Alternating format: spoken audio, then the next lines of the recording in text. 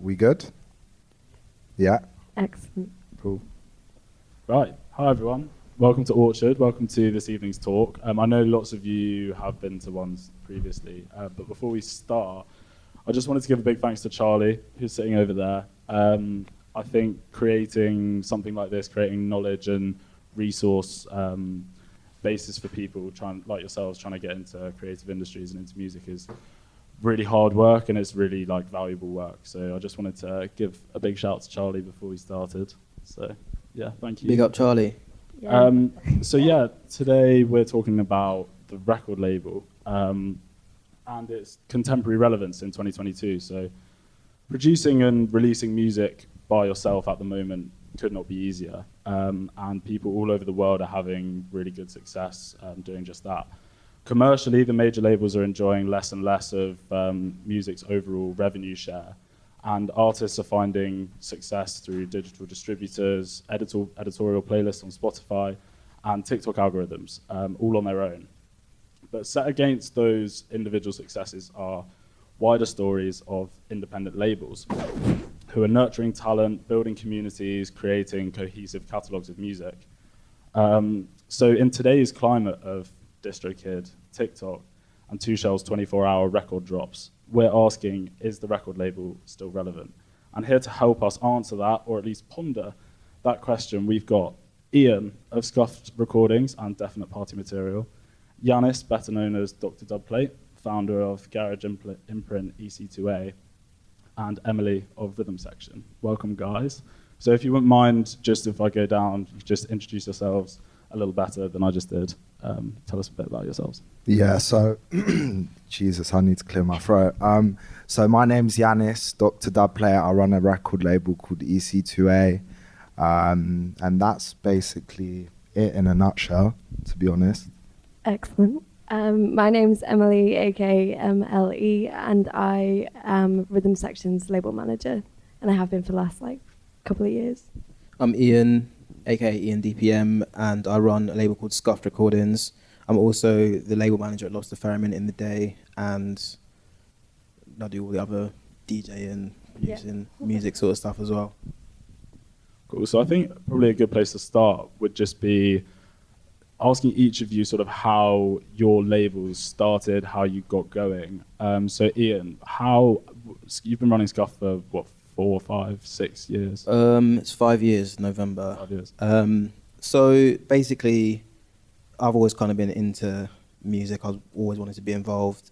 Before we started the label, I was running a platform, I still am, called Definite Party Material, where I was uploading music that I liked. So that was kind of A&R in that sort of sense. And my partner, Will, who's known as Wager or High Class Filter, he hit me up after hearing a few tunes that I'd uploaded, saying, I like what you're doing, what other stuff are you into? So we started swapping tunes. I was sending him stuff that people were sending me. He was doing radio, he was sending me stuff that was getting sent to him. And we both kind of realized quite quickly that we had a certain specific taste that wasn't kind of in the sphere of any other labels that were doing it at the time. So we said, should we just kind of team up and just start a label? So we've been doing that for 5 years. We started it, and we had kind of an idea of how to run a label. I'd done music business at uni. I didn't graduate, but I kind of knew the ins and outs of stuff. And then we're just like, fuck it, should we do it? I'm allowed to swear? Sorry.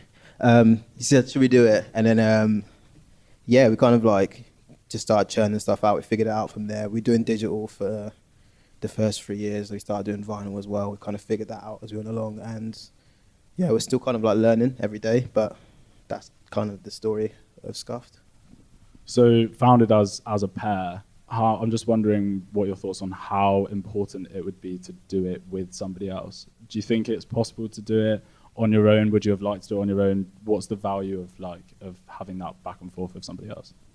I think for us, at the beginning, the main thing was splitting the work, and then kind of also you've got that reinforcement of saying, I like this. If the other person likes it, then you think you're probably onto something. If you like it, the other person doesn't like it, there's probably a reason for it. And with Will, as I said before, we trusted each other's tastes anyway. So if it doesn't work for the label, then I can still enjoy it, but then we know at least that we've still got like a cohesive kind of pairing with the output of the label itself. So I think for us it's been good. I wouldn't necessarily say you have to do it with someone else. If you think you've got something in your head that you believe works, then do it. But with us it's helped a lot because we've kind of had someone to bounce off of rather than sending it to a friend or sending it to someone else. We just bounce off each other, and because we're both active like DJing and doing radio and stuff as well, I feel like I can trust his opinion and he can trust mine. So yeah, I mean, it's up to you, but for me personally, I think I like it, the dynamic of having someone else there to kind of like help you make those final decisions on certain things, or you can kind of like build an argument for something. Because say you work for yourself, you can say you like it and that's fine, it goes out. But if you have to kind of convince someone else why this is good, it helps you kind of reinforce your opinion and gives you a sort of tangible reason why something's good. So yeah, personally I'd say if you can, do it. If you don't want to, don't do it. But those are my reasons why. Okay, cool. So Emily, I know Rhythm Section's been running for many, many years. How did you first become involved with the label? So I first became involved with the label when I was living in London, and there was a post for an intern on what is now Rhythm Sister. At the time it was called Heroin, by Anu, who has an NTS show. She's not part of Rhythm Section anymore, and she was posting it. And I went for an interview. It was a super informal kind of operation back then out of Bradley's front room in Peckham. And then it basically grew from that. It grew from the dance. When I was working there, when I first started working there anyway, it was still at Canavans, which obviously no longer exists. So it was very much community focused, very much local. But now I live in Berlin and we work with K7, who are a label management company. They do like the K7 DJ kicks, acts like Kruder and Dorfmeister. And I just interviewed. I think I was the only person who went to the interview who'd actually been to a Rhythm Section. So obviously I got the job, and which is surprising that people were still going there. Going to the interview, not really knowing that much about Rhythm Section, but I think it's just like trying to get more women to work in music was the main direction for posting on that platform. And now I've been there for the last 6 years this year. Working as the label manager, working pretty closely with Bradley. I'm like their first full-time member of staff, contracted, because working in music is hard if you want to keep it as your sole profession, and it comes from a labor of love because you do it because you're interested in it. So financially, living in London especially, I found it really hard to enjoy what I was doing. I was working part-time at a record label, Rhythm Section, 3 days a week, and working at a record store the other 2 days. And I was getting super depressed, I'm not going to lie, by the cost of living in London particularly.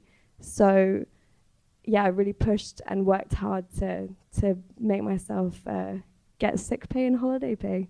That is everyone's dream. Trust me, it's so good. I have a pension now.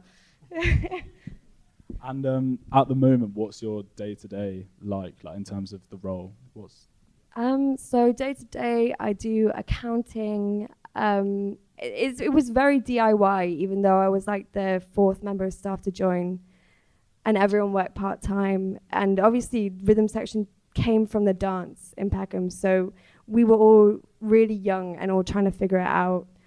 And Bradley obviously has had this monumental rise as a DJ, traveling the whole world, doing loads of gigs. So we were just kind of figuring it out on our own. And on a day-to-day, I do a lot of A&R releases. For instance, one of them that I'm working on at the minute is the Shouts compilation series. I've actually asked Ian to be part of it, with some of his productions. And so kind of A&Ring, working on releases, scheduling, which is a surprisingly exhausting task, trying to fit in with everyone else's schedules, surprisingly, especially if you're working on an album that has features. You've got to work around those featured artists, schedules, working on playlists, pitching, Spotify, etc., that kind of thing. It's really kind of across the board. And also sync and pitching that. because I think especially during the pandemic, people saw that with streaming, you know, a lot of money is not going to the artists, and if you don't have a publishing arm that collects those streaming royalties, they end up going to the top 1% of the major labels, so like Universal, etc., will be collecting that money when it's unclaimed by the artists.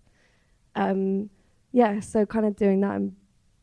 Sorry, that was a very rambly explanation of what I do. No, it's good. We're going to come back to the streaming and financial side of it later, because that's a really interesting thing to touch on. But first, Yannis, I'm going to ask you the same question, but I'd also like to know why you started EC2A. So how and why?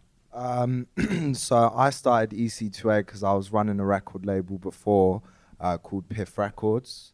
And at the time, I was sort of maybe following what had been working for other labels at the time.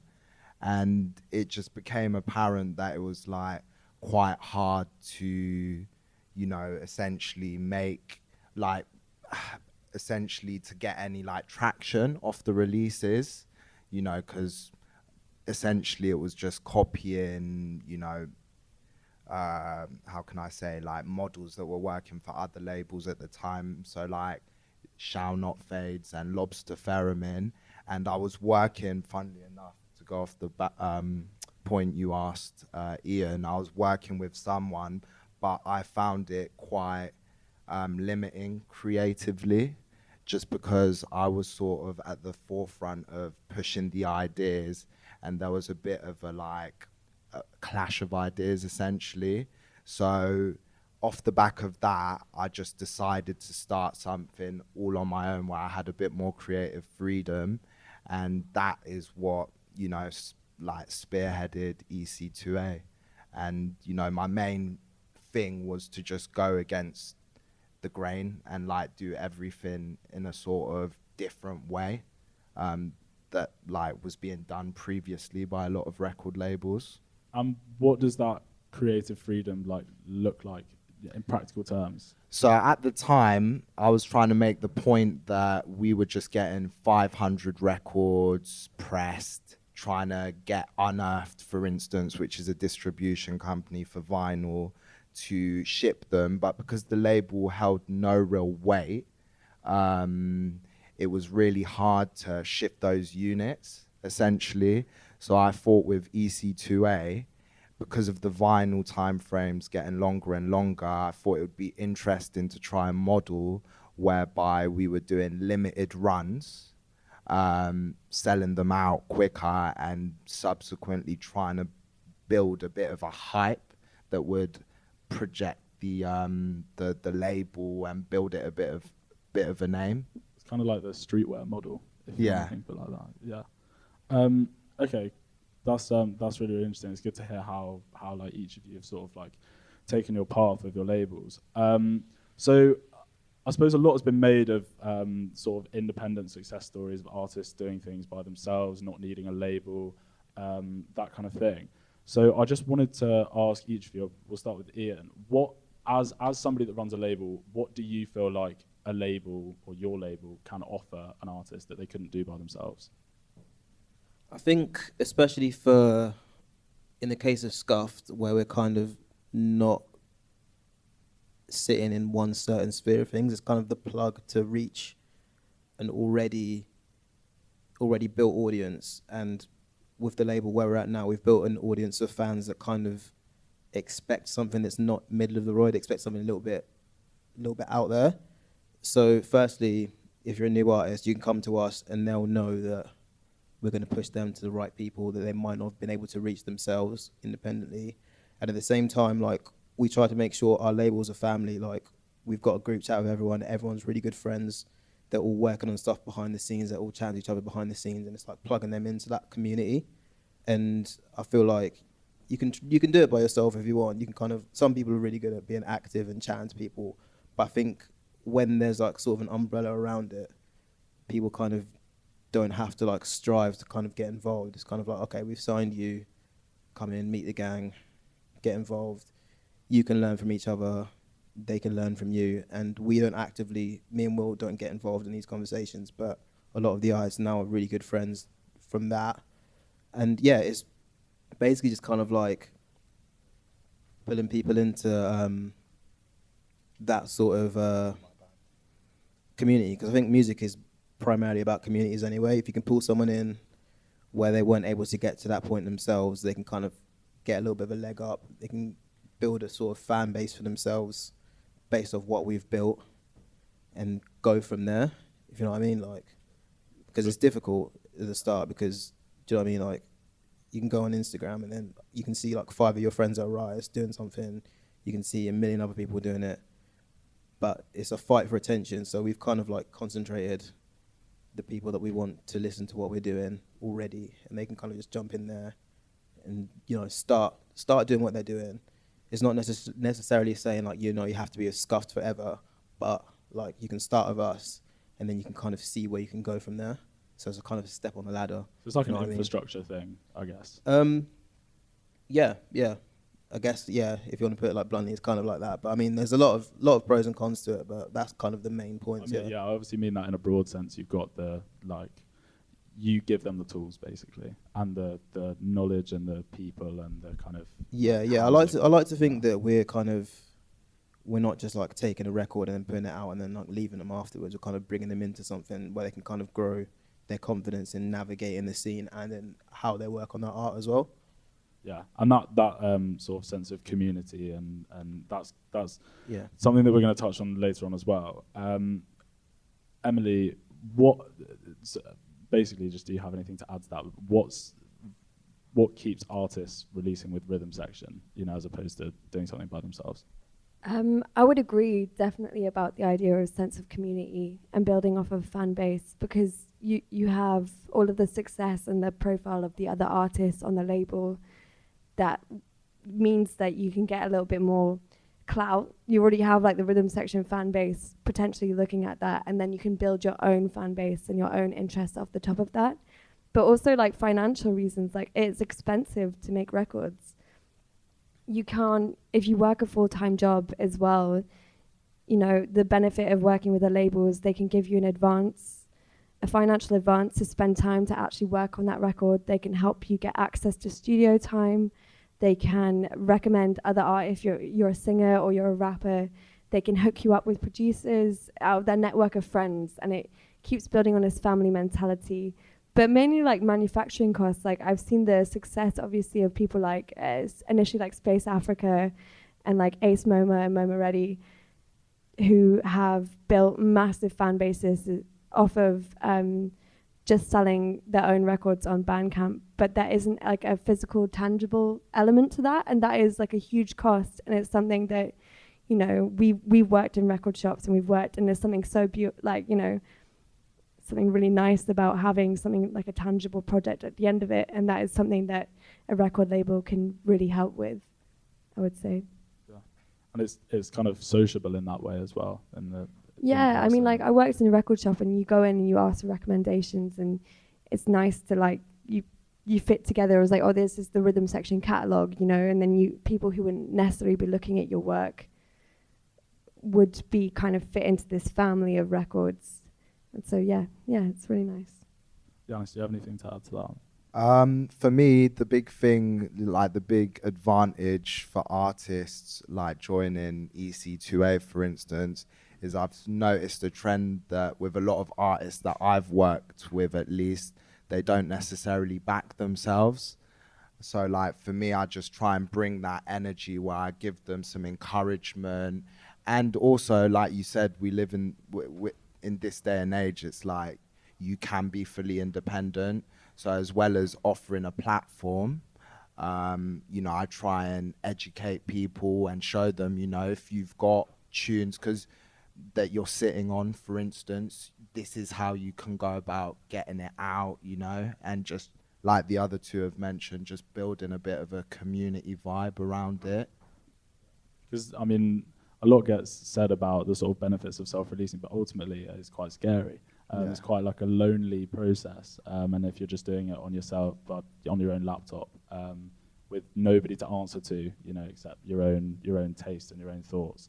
Yeah, that's definitely a really valuable thing. I just wanted to touch briefly on how that translates to like the live circuit. So obviously labels and crews and promoters are very different a lot of the time. But I just wondered, what does a label allow? What does that enable for you on a live circuit? Because it is kind of a crew, as we've kind of already mentioned. So yeah, Yanis, we'll start with you with EC2A. Like, what does being a part of something that's bigger than just like your artist bring you like on the live circuit? Well, for instance, with EC2A, like the main thing that I set out when I started the label was like I wanted, so for all of the discography, for like the bigger artists not to have it. So, you know, your Ben UFOs, all of these big touring DJs, the main thing I set out was like, I don't want these artists to have these tunes, because there's a massive pool of producers, for instance, and I just thought that by creating a community of like younger producers that are all sharing tunes amongst each other, you know, grant like them being like really good tunes as well, I just thought over time you will build a bit of momentum where people want to hear that sound in a club because the other DJs aren't playing it. So that was like the main angle that I took in terms of, you know, then translating, you know, essentially releases into getting booked at parties, because now like a lot of us are just getting booked for shows all across the country. So yeah, that's really interesting. Sort of keeping the assets in your own hands, Yeah, as it were, and not because my promo list, for instance, I think the only big names are people like Scream, and they've actively come forth and been like, really like what you're doing. Otherwise, you know, Ian's on there, all of the youngsters that are on the record label, there's no real big names. So it just creates a beautiful like community of people that are making all of these amazing records, and we're all spinning them, as opposed to like, you know, one of these big touring DJs just having access to all the heat, basically. Yeah, that's really, I hadn't actually thought about the sort of like keeping it underground, almost to like a new level underground. Not to gatekeep, but to create a bit of excitement, do you know what I mean? Because before lockdown, I was just getting really frustrated with the same DJs playing the same tunes, and the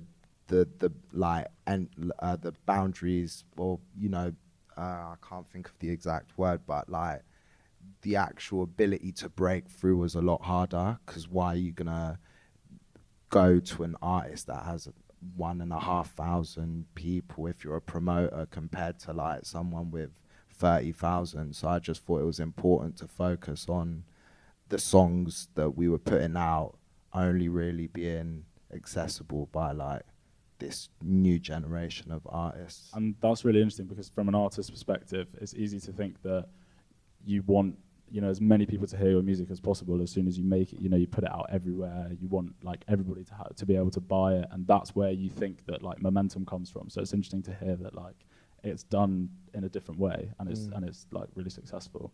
That's really interesting. Emily, for you as a DJ, what does the sort of rhythm section tag sort of carry with it for you when you're like touring, moving around? It carries a lack of knowledge of what I actually do personally, I would say. I think from the way I interpret the rhythm section tag, what a lot of people won't have experienced is the rhythm section parties where we're booking every kind of DJ under the sun, and like that's what attracted me to rhythm section. You know, we've got like Intergalactic Gary playing, you know, Abena from Manchester, all kinds of genres and sounds, whereas I think, you know, people who are just getting familiar with rhythm section are into that jazzy house, Midnight in Peckham, Chaos in the CBD vibe. Like, don't get me wrong, lovely guys, but I don't play a lot of tech house. And like, it's just a mischaracter of what I do. And I think people are often blindsided by that. They don't take the time to see what's actually behind what you do personally and who you are and what you play. But I mean, like, that's the benefit of doing like radio for any DJ, to be able to actually explore those avenues and explore the things that you're interested in.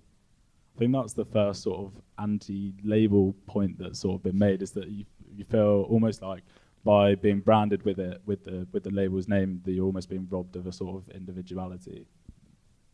Yeah, and also like I think I started to learn how to DJ properly by working at Rhythm Section, and thus I was kind of thrust forward when I probably wasn't quite ready to be in that space. I was learning by getting like a residency on Bellamy, and maybe had a lot of opportunities quite quickly that kind of not faded out, but when I was still trying to figure out what my sound was or what I was interested in, what I wanted to play. But there are benefits to it, you know, trying to, I think, especially because Rhythm Section is Bradley's baby. Like, there is no other way to describe it. And as he's becoming way bigger, it's kind of like drawing it from the clutches of his hand and trying to redefine what it can be and trying to make it reflect like the sounds of the party, to trying to reflect all of these up and coming like producers and sounds and things that I'm interested in into that narrative. But yeah, it's cool. That's an interesting point on sound, because me and Ian were talking about this earlier, about how for somebody that runs a label from a creative perspective, you want to sort of strike a balance between staying kind of true to your sound and being recognizable and being consistent, but also innovating and doing new things and doing new. Is that something that you've like noticed as being label head? Yeah, definitely. I think, you know, one of the talking about how you relate to how, I mean, as all labels have, that just people who purely work in music post-pandemic, post kind of struggles right now, you look at the old formulas of how those larger independent labels work. And, you know, I was talking to Ian about this earlier, about how Lobster don't have their distribution or their shop anymore, you know, because of these different struggles that you face. And I would look at XL, for instance, who have their signature kind of 12-inch style, but then they also kind of go into working with like Bad Bad Not Good and do all of these, like, do Adele like records, and they don't necessarily have to follow a formula. And so thus, why should we? Maybe we have like our 12-inch like signature Rhythm Section style, like, yeah, signature 12s, and then maybe we can be more creative with our albums and what we do there. It's hard, but you know, it's boring to stay the same. It's really boring, and you know, we're past our kind of like Peckham jazz boy scene. Like, it's over. Ian, is that something that you're sort of grappling with at the moment, the sort of like creative evolution?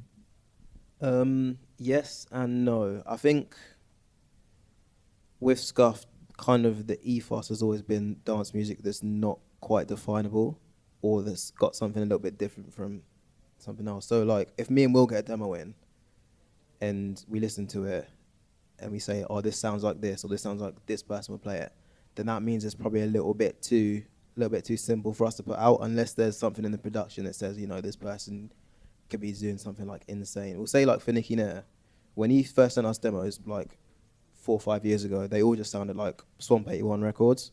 But we could tell like this guy's onto something, and now he's just making like the maddest, like, I can't even describe it, but like, I think with us it's kind of finding or hearing the quality of something that's not been explored yet in that person's productions, and kind of like honing in on that. We say like, we like this, you might not think that people are into it, but keep doing it because we can see a gap opening up for it, and we'll help you kind of like draw into that.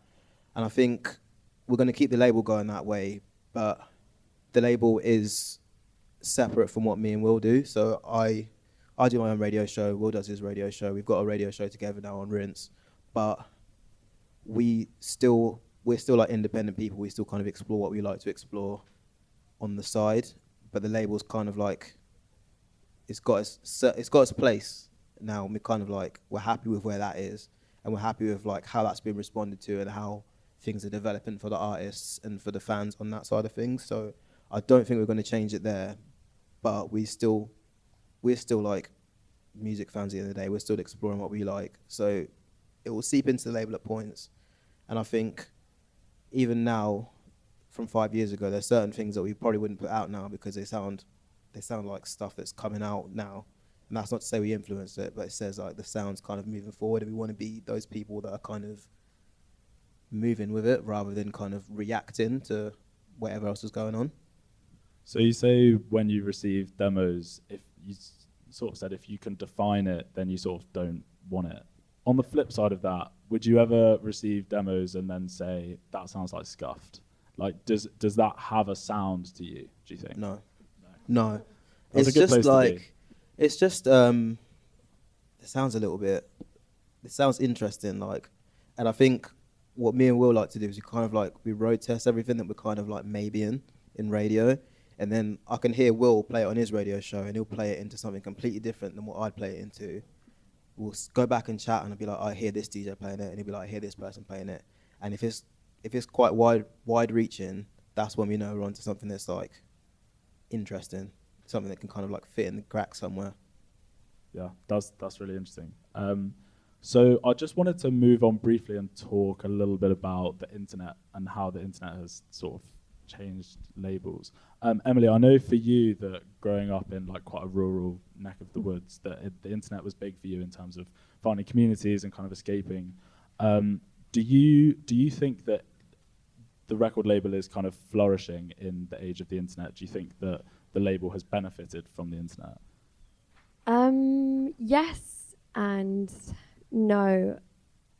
It definitely has, because it's going to reach a wider audience around different corners of the world who wouldn't normally find it.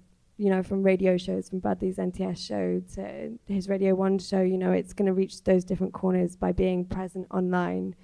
But the internet's a difficult place, I think, with like social media to navigate.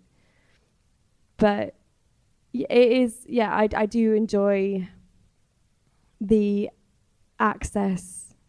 I think it kind of gives everyone like an equal footing by being able to access the internet and to find these different platforms to talk and discover new music. So yeah, kind of a mixed response personally. Yeah, definitely. I don't know if any of you are old enough to really remember, like, certainly not pre-internet, but maybe pre-social media, what the kind of like climate was like. We can come back to social media a little bit, but Yanis, I wanted to ask you, for EC2A as a sort of online store as much as a label, you know, you've got the merch and the kind of like the presence on there. Do you think that a lot of labels are quite dependent on it now, on sort of social media and the internet and being able to do those kinds of processes? Yeah, like I don't know. I feel like the internet's just made it so it's like there's no rules. Like whatever way you wanna find works for you and your audience, you can make it work. So for me, in this particular instance, I was just like, forget Bandcamp. I was just like, you're just in a sea of other labels trying to do it. So I thought maybe trying to do Shopify and bring in all that traffic directly to a store where then, you know, you can target people and send out mailers and build a bit more of a like cult community would have been a bit more interesting. And I think it's definitely worked in my case, because, you know, every month I've got people that will like religiously on Sunday 12 o'clock come to grab a little like one of the lathe cut dub plates. That's an interesting point. So do you feel like, having sort of done your own thing, what are the kind of, I suppose, would you recommend that to people, like going off the beaten track, not using Bandcamp, not using sort of mainstream platforms? Just like challenge things. Just be like, right, yeah, that works for everyone else, but like, can I do it differently? That is literally the approach I took with the label. That's why when I started, there was no digitals. I just did the dub plates, because at the time, Green King Cuts that cut dub plates in Bristol, they were like, look, this is what we're doing for dub music and, you know, dubstep. Maybe you could do it in what you're doing. And no one was really like, people were cutting dub plates, like one-offs, like Slimzy was doing it loads, but I was just like, why not give it a go? And, you know, it's just it's become a thing where like, you know, it's allowed me to sort of push artists that aren't gonna get a like release with a big like Lobster Theremin or Shall Not Fade and get like a physical release out in like 2 to 3 weeks. And for me, it was just about being consistent and offering a platform to artists that maybe didn't have a voice. And on that, on being consistent and sort of persistent, do you think that like subverting mainstream channels and not using those types of things presents a lot of challenges in terms of, do you find yourself having to work harder? Yeah, I mean, at the moment, I'm at a stage where like I feel like the foundations have been laid, but like in order to push the label forward, I'm trying to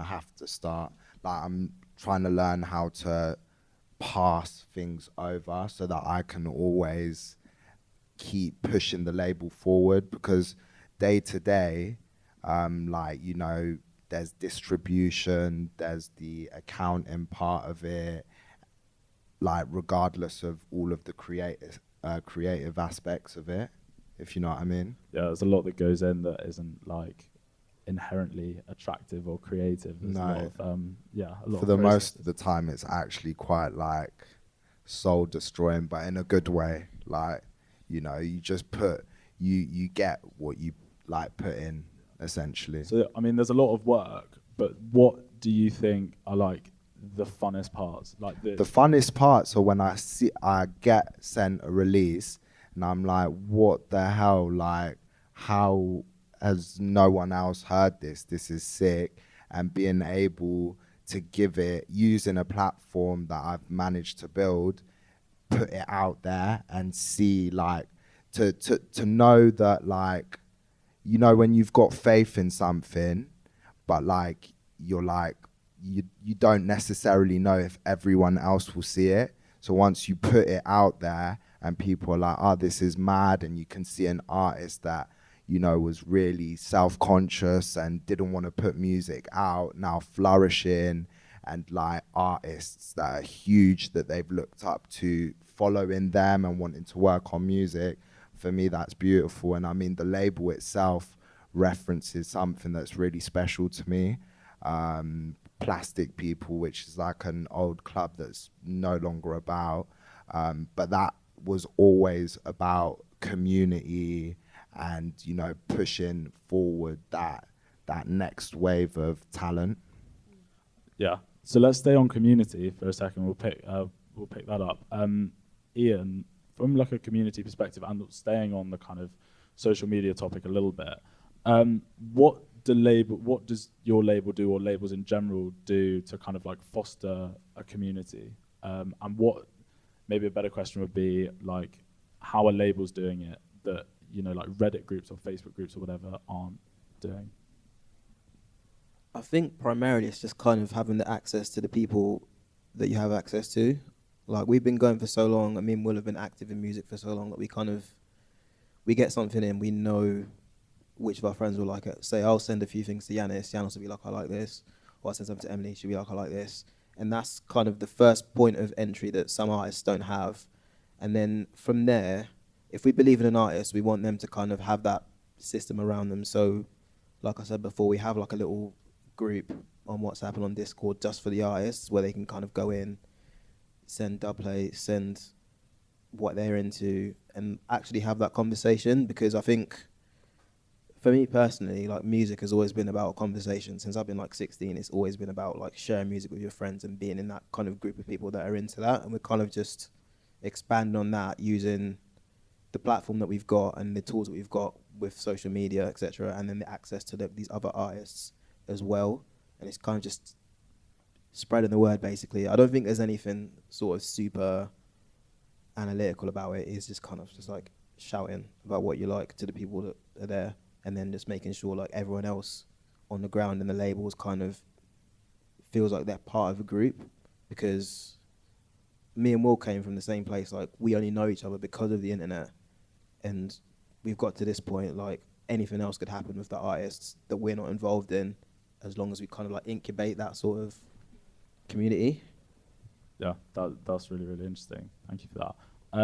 I know it's no one's favourite topic, but I wanted to touch on COVID just a little bit, just briefly.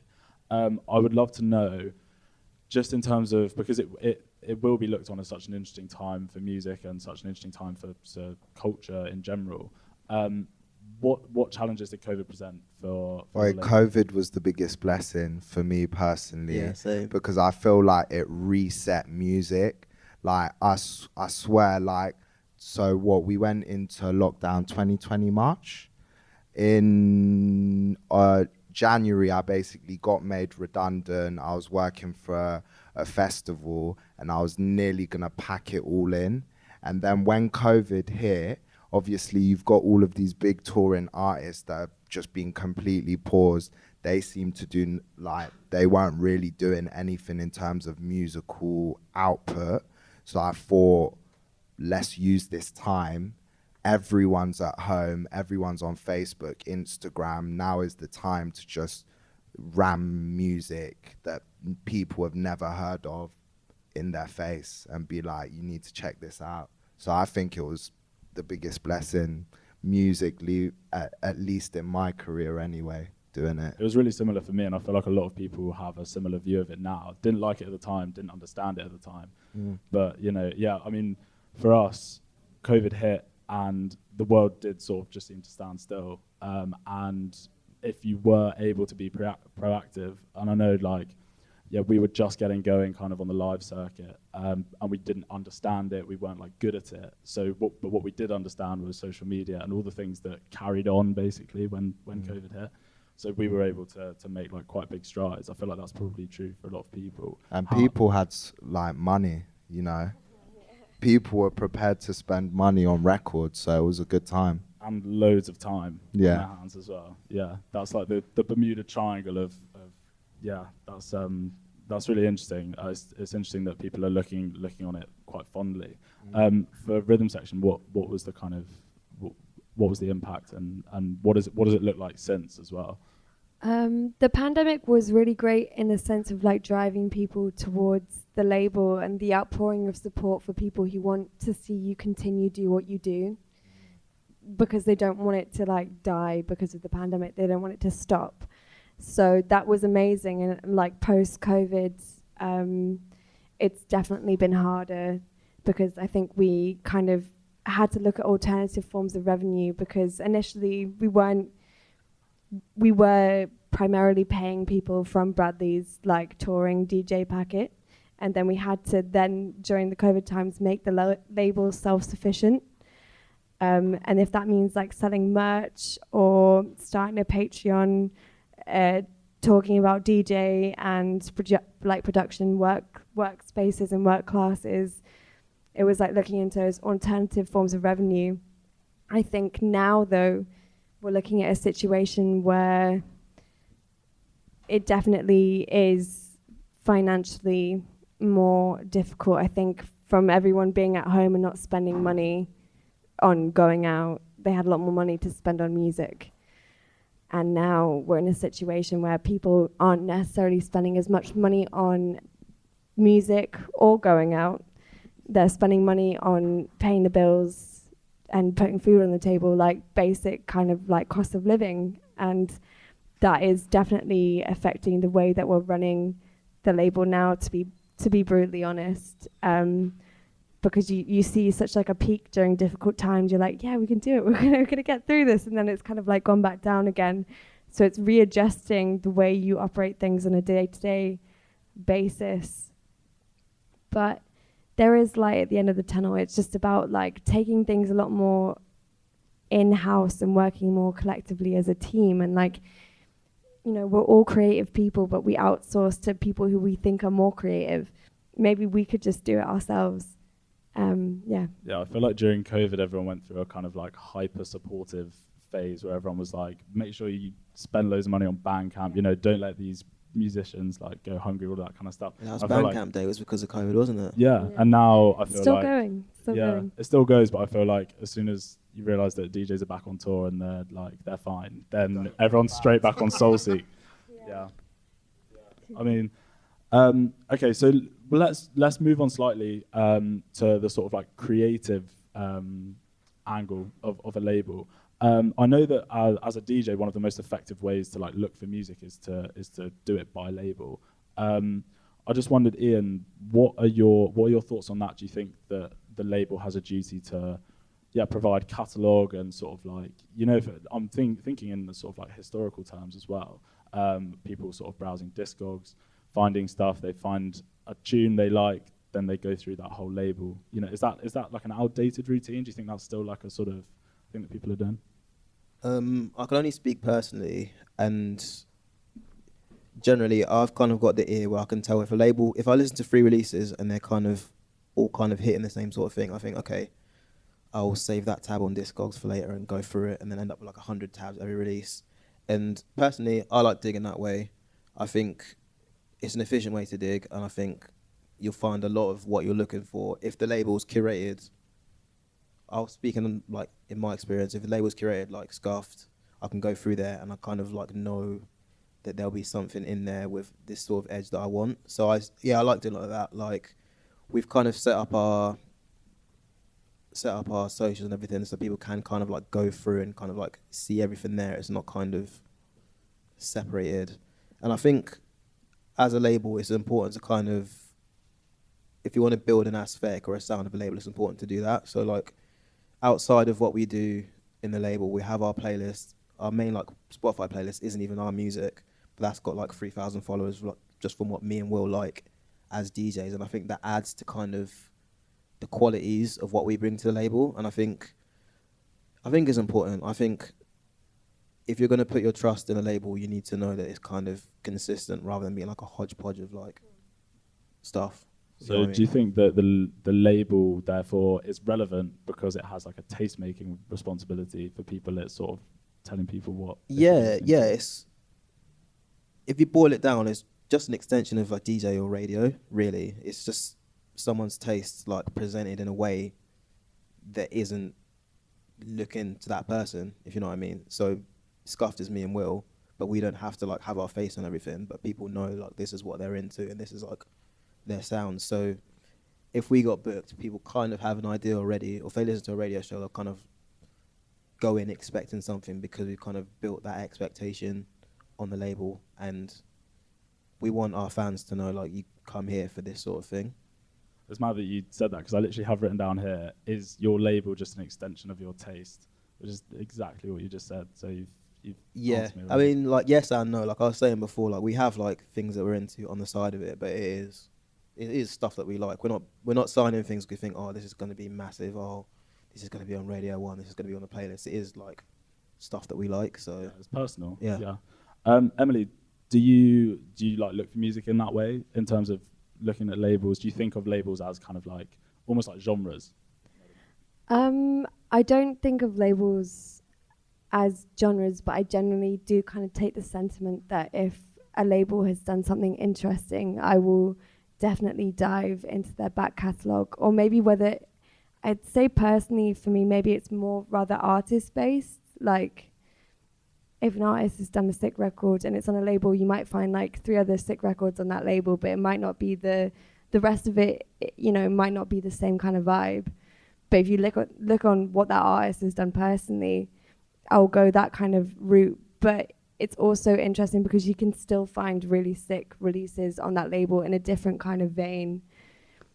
And I don't think it's as important. I think obviously it's important to have an identity, but it depends on what you're trying to do, to be honest with you. If you're trying to keep like this underground, like kind of bassy or more like techno-y or kind of that kind of genre of music, or if you want to branch more out like into other genres, then that's also okay for label based. I mean, like I listen to a lot of like old records and I love using Discogs for doing that and finding like records I would never find on streaming services, and I think that's really interesting.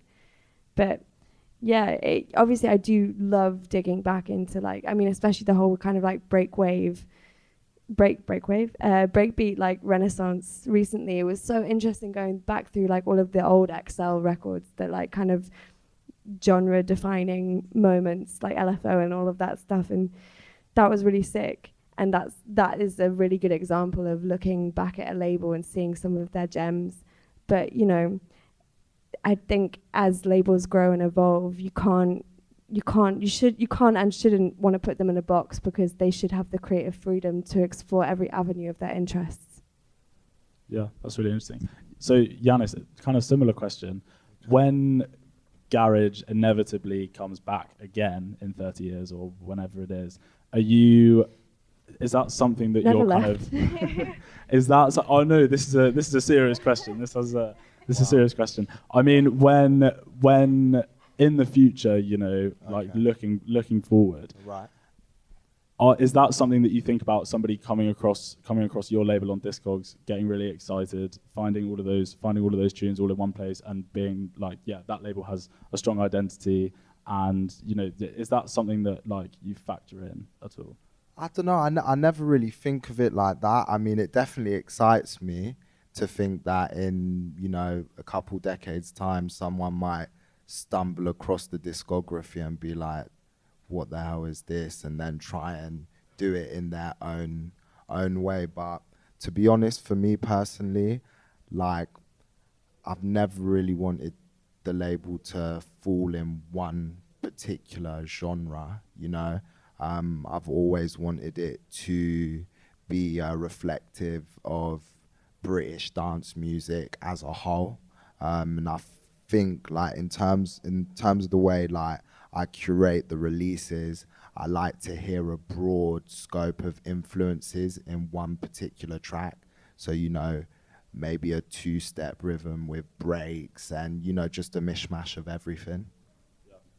Yeah. Okay, so before I cause any more offence, we'll let's move on to like the kind of financial side of it. We touched on it a tiny bit at the start about streaming, like the streaming economy, that type of thing.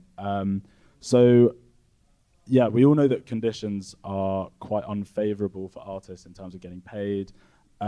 So you could argue that those conditions get almost worse when you sort of factor in labels from an artist's perspective.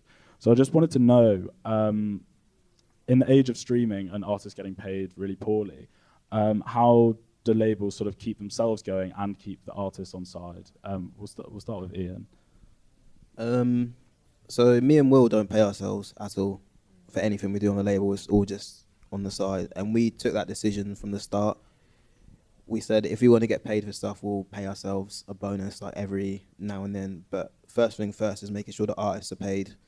And our deals is 50-50.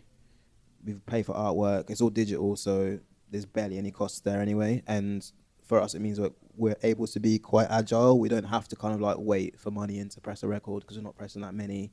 And we can account every 6 months easily, because it's just sat there because we're not taking anything out. So on our side of things, it's not really causing any issues. I mean, streaming is streaming, it's there, but that's not a big focus for us. Bandcamp is our number one for what we do, and they pay us nicely, or they give us a good share. And yeah, we pay the artists, everything else goes to the bank, and then we'll either pay ourselves a bonus, or if we have something in our mind that we want to do a bit further down the line, it's kind of like, cool, we'll just leave that in there in the pot. So financially speaking, there's no pressure from me or Will to take any money out, and we both work on the side anyway, so it's not really been an issue for us. If one of us wanted to jump full-time on the label, then it might change things, but then at the same time we also have the added bonus of someone being there working all the time, so I can't really speak on that at the moment. So yeah, it's not really any issues. So it's about being smart, being streamlined, and being selfless, I guess, a bit as well. Well, yeah, I mean, like, the main thing is just make sure you pay your artists, innit? Like, that's one of the things that baffles me. Like, people say, oh, I've never been paid for this record. Like, why? Like, what's going on? Like, that's why people want to sign a record, to get it sent out and to get it played, get paid. And yeah, I think it's a bit unfair, especially at the level of artists that we're signing, to not give them what they deserve for what they've done. And I think we've been pretty successful at doing that. We've had no complaints. So yeah, for sure. Yeah. But in being in sort of being that selfless, I know that you're both doing other things as well, and you have other jobs going on. But have you encountered any like financial problems as a result of being that sort of devoted to the artist? No, because like I said, it's 50-50, and I mean, like, we've got quite a big catalogue now anyway, so it all gets paid out in time. I mean, there's been times where we've got like not that much in the bank, but at the end of the day, we're putting stuff out every month, and we're counting every 6 months, so it all works itself out in the end. I don't think there's been any sort of issues on our end. I mean, we did like a tour last year that you were part of, actually, that kind of putting on events is sometimes a bit hit or miss. That was kind of a little bit of a ropey time, but apart from that, like, no, I think we've always had that model in place that we're not taking any money out. If I take any money out, we'll be like, what are you taking money out for? Vice versa. So, yeah, it's been all fine with us. Yeah, cool. Okay, so Emily, with Rhythm Section, have you ever encountered any sort of like discrepancies? Has there ever been? I don't mean to try and like dig up any dirt. Just wondering, just in general terms, like, what are the sort of like financial issues? Because it is difficult, and it is difficult keeping everybody sort of happy. Not being very good with numbers, personally. It's hard, obviously. I think with the way that we operate, there are a lot of like upfront financial costs, and as a general rule, once we've recouped from the cost of paying like $6,000, for instance, then we can pay an artist on our side, because obviously once the record's like broken even, and then everything from there is profit. So that's everything. They're not holding anything against, they're not in debt to us, and that's not a fair way for them to live. Personally, I think I will say it's difficult working with the digital distributor who also handles our financial stuff. Speaking from current personal situation, they messed up accounting on their side, and that means that the label in itself is in debt to them, which in a time of economic difficulty is not ideal, but it is always workable. In general, for the bigger, more ambitious projects, we try to give an advance to artists as a general rule, so that they're getting some money to help. They've finished a record, they've had to mix it, we'll pay for artwork, we'll pay for mastering, we'll pay for their time mixing, or if they have to get someone else to mix it, like with some of the more like band projects, for instance. But yeah, it was hard. It was hard at first, I think, coming on as a very junior person and trying to figure out the accounting system. I took it over from someone, and it wasn't in the best shape, but we kind of figured out the system, and our label management only pay artists every 6 months, but as a general rule, we quite like to do it quarterly, just so that they know some money is coming in. It's difficult times, it's hard to keep going, and so if you can do it by quarter, then you're respecting their effort. But we try to be very transparent with them. Like, we'll send them breakdowns to see, this is how many records we've sold. We can tell them how things work, and we try to push their music from all angles, whether that be through distribution, as well as having our own database of record shops that we personally reach out to if we think that they might be interested in the music. But yeah, it's hard, especially when you start getting into the realms of having like 50 people to pay. Some artists never invoice when you send them a purchase order, so you just have like $6,000 in the bank, like waiting for them over like 10 years, and they don't come running for it for some reason. But yeah, generally it's okay. It can be hard when like cash flow is tight, but we always make it work and always try to pay people on time as much as we can. Yeah. Yannis, I know that your model is slightly different in terms of the exclusivity of it, and the that a different type of way of doing it. But if you wanted to expand, I know it works really well on a sort of like low scale underground level, but if you ever wanted to expand, what would that look like? Would you have to change anything?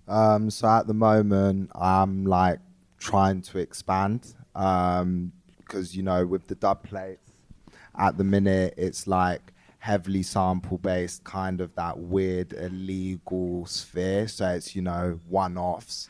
But for the direction that I'm trying to go into, it's, you know, I'm basically just trying to focus on essentially, you know, getting like, you know, fully original projects. And then because of the vinyl like time frames, just trying to maybe reduce the quantities and just focus on shifting them, because I feel like hype is like plays a big part of, you know, basically selling all of these units. And a big focus for me is just trying to take power back.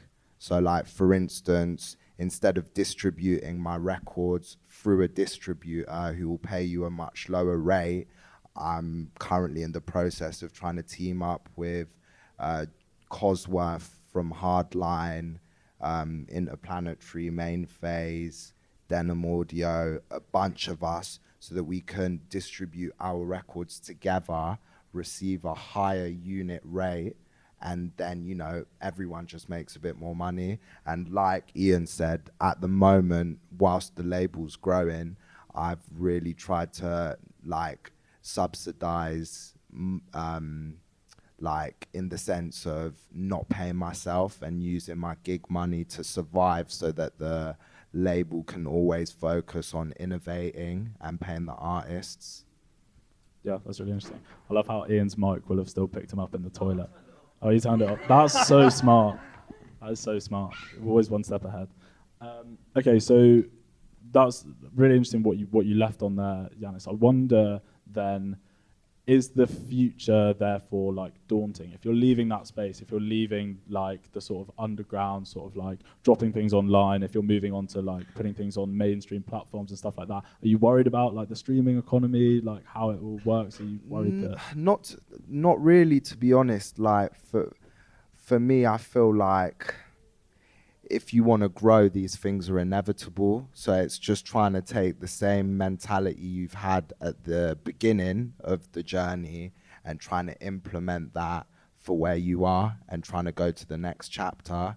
So it's like weirdly exciting to me, even though it like presents a whole heap of challenges. Yeah, that's really interesting. So Ian, what about you in terms of the future? I know that you both have been releasing things on streaming sites and you've been a part of that for a while. Are you worried about the future? Does the future look really good for you? Like, how do you see things going? I mean, like I said before, we're primarily digital and primarily on Bandcamp, so it's pretty low risk for us as far as like our main income stream, unless Bandcamp got bought out by, was it Epic Games that owned Fortnite like a month or two ago. Yeah, I saw so that. unless there's like some massive changes there, I think nothing's really gonna like rock our kind of model as it stands. I mean, like we're looking to do more physical. That's unrelated. That will be a different thing. But I mean, like, as far as like streaming and stuff goes, obviously we're aware of like the arguments about them not paying enough, and they're understandable. But I mean, from the beginning we've been on there, and it's been a small part of what we pay people. If they improve it, then great.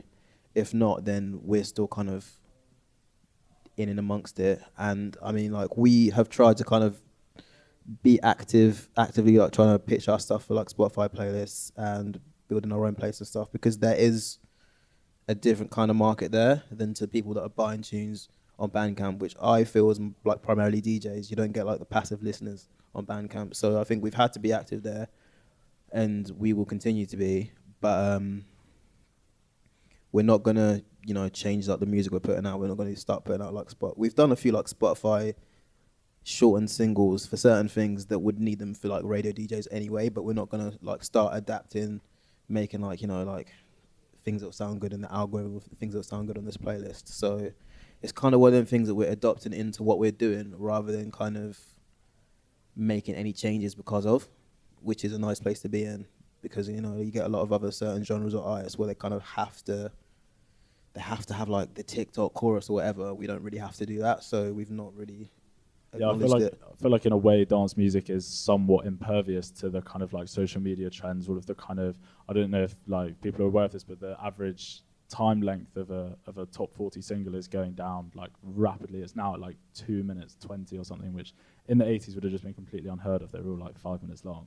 Emily, I'm keen to get your thoughts on that. Like within the label, are there any thoughts on like development? Are you sort of like happy with where you are? You know, are these trends that you kind of notice and take into account, or are you just sort of doing your thing? We definitely try to take note of trends. I personally and Bradley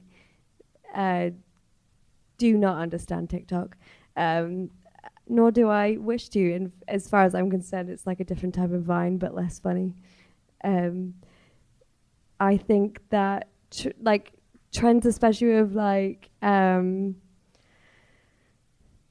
with streaming, you know, we have our own publishing arm where it is like 70-30 in the artist's favor, and we just collect those royalties from the streaming sites, from big radio plays, for instance, like Radio 1. But you know, it is depressing when you look at those numbers, and it's like, you know, you can have hundreds and thousands of streams and maybe you'll make like £5 by the time all those 0.01 pences have like added up. But it is an important arm of allowing people to find new music. If you aren't sure where to start, for instance, if it's not, you know, if it's added to a playlist that you like one artist of, you know, you're going to discover a whole host of new things. And I do think the algorithm is quite interesting in that respect, that if you're trying to find an artist in a certain vein, you can look on their similar artists and you might find someone who's completely tiny, who's only got like 100 listeners a month. So it is quite valuable. It's just, it's just really upsetting for the artist, considering how much, you know, I don't know if anyone's ever been to a Spotify office in Berlin. They've got these mad plants and like mad like catering service. It's like going to like a Google office where you can get your free lunch. You know, they're spending all of this money and not very much of it is going back to the artists who are basically, you know, putting it up on these pillars. It's all right for a lot of artists to, you know, bigger artists like the Dylans, etc., to decide to take their music down from these streaming sites, but they're not reliant, even if it's like 20 quid extra every quarter, it's going to help. It's going to help you get into a studio. It's going to help you, and like it all adds up. So they are important and they are essential. They are an essential pillar, but yeah, it's not a fair market in the way that it is currently set out. Yeah, it's interesting you mentioned Dylan, because it's like you see Kanye West, you know, put up Donda on the new like stem player, and he's charging people $200 for it. It's like, yeah, that's great because you can afford to do that because you know that people are going to buy it. That doesn't help anybody at like a low level, you know, figure out how to make more money from their music. It's really strange. Yeah, it's really upset. Like, you know I have a few friends who've done like some stuff and they've got over 1 million streams, and they're trying to make it as like a recording artist by themselves, but they can't. They just financially can't afford to. You know, maybe if they're like ghostwrite a couple of other people's like tracks, maybe they can build up their own repertoire, but that's not reflecting on them as a personal artist themselves. Yeah, that's really interesting. It's almost time to wrap up. I just wanted to get your final thoughts on. I'm getting the sense that you're all saying that record labels are very much relevant in 2022. So just on that, just sort of quickly down the line, how do you stay relevant? How does your label keep itself relevant? Just trying to be a bit different, essentially. If there's anything I could give, just screw the norm, whatever everyone else is doing, pick it apart and try and do it differently. And, you know, essentially the label will always be relevant in the sense that it offers a whole community of artists a platform to further, you know, push what they're doing individually. So, you know, I think it's just one of them relationships that, as long as it's fair, will always work. That's all I'd say. Yeah. Emily? Yeah, just support artists, and you know, you can have the benefit of like booking the bigger artists, like the Nicola Cruzes, the Chaos, and the CBDs, but make sure you're actually investing in grassroots artists from your local area who are doing interesting things, and yeah, giving them a support system to connect with other artists, and yeah, building a community. That's what I would say. Yeah, nice. Yeah, I think these two have kind of touched on everything I was going to say. Is yeah, just do what you're doing. Make sure you're focused on why you started the label. Don't get caught up in like, oh, we've had one big release, now we're going to try and like chase that high. You've always got to focus on why you started it and what you want to bring, and be consistent. You know, be someone that you want to work with. Don't be a dick, and yeah, just do it. Nice. Well, thank you guys very much. That was really, really enlightening. I hope it's been insightful for you guys as well. We've got a couple of minutes to just open the floor to any questions. So if you guys have got anything that you want to ask any of these three or myself, I don't know which mic we're going to pass around. Maybe mine, because I don't need to talk anymore. Or just shout. Yeah, that's fine. Cool. If anyone.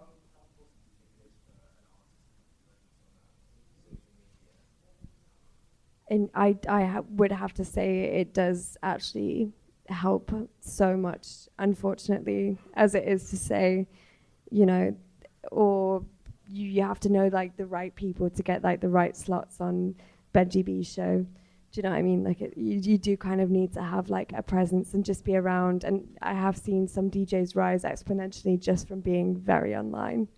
Do you think that's like important in terms of networking, in terms of messaging and being active, or in terms of like presenting yourself, or both? Mixture of both, definitely. Like I hung out with Paco recently, and he has got so many online friends, and that has led him to mad collaborations.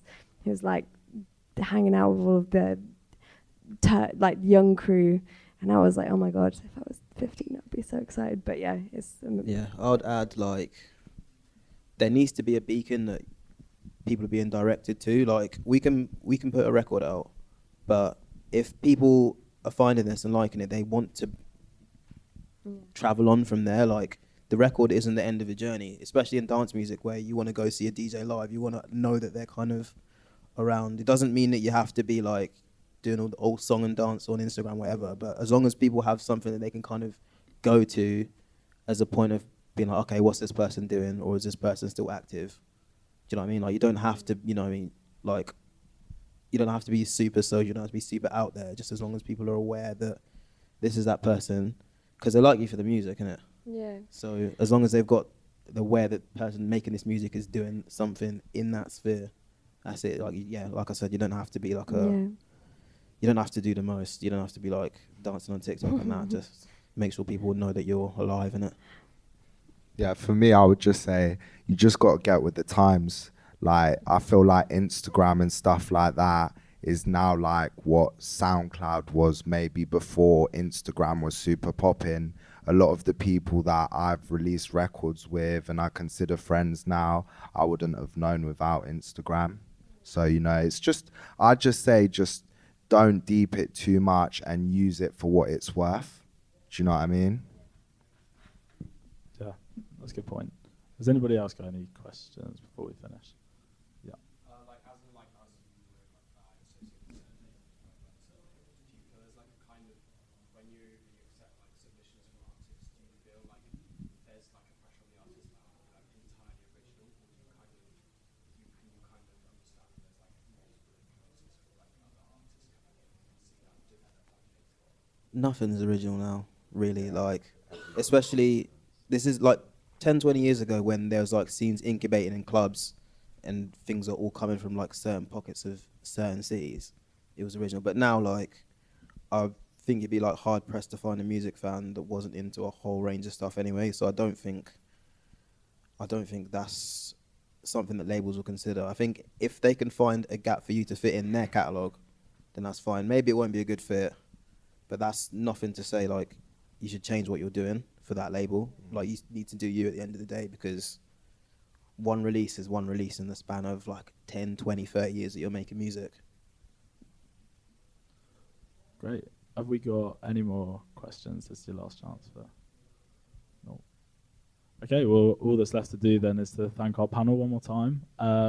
And big shouts to Charlie again for putting all this shout on. out Charlie. Big up Charlie. Shout out to Man like Dub, right? and the Sable crew recording it behind the scenes. Yeah, thank you to Sable, thank you to Hedgerow House for the space. Yeah, thank you guys for coming. Yeah. It's been great.